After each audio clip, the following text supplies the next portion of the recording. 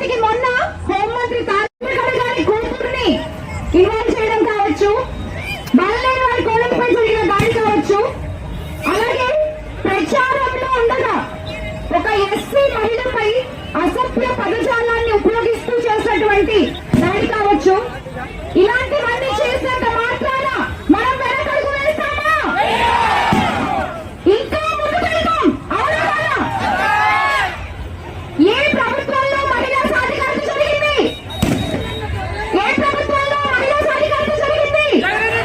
ఒకే ఒక్క జగన్ ఆనందానికి కారణం మన జగన్. అవునా కదా?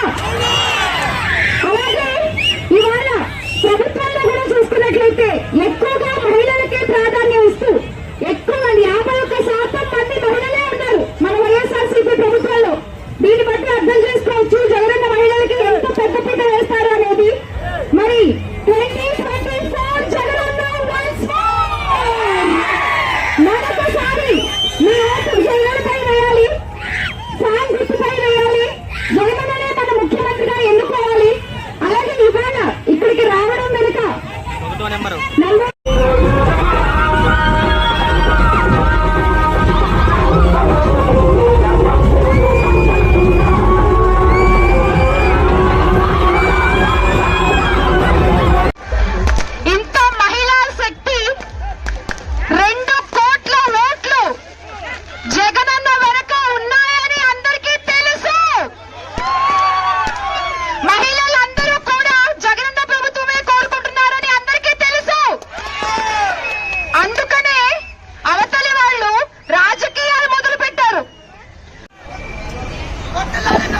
అందరికీ కూడా నమస్కారము, ధన్యవాదాలు. అంటే చాలా తక్కువ అండి. మా జీవితాంతం మా చివరి ఊపిరి ఉన్నంత వరకు మీకు రుణపడి ఉంటామని తెలుస్తున్నాను. మా పుట్టక కాంగ్రెస్, మా చావుక జగన్మోహన్ రెడ్డి అడుగుతోటే. పరివాహంగా నది కృష్ణా నది ఉందనే తెలుసు, కానీ ఈ రోజు జన సముద్రం ఉందని తెలిసిపోయింది.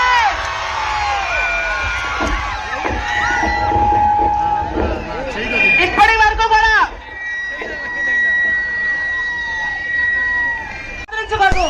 జగనన్న నీ పీఠాన్ని ఎవరు కదిలించలేరన్నా.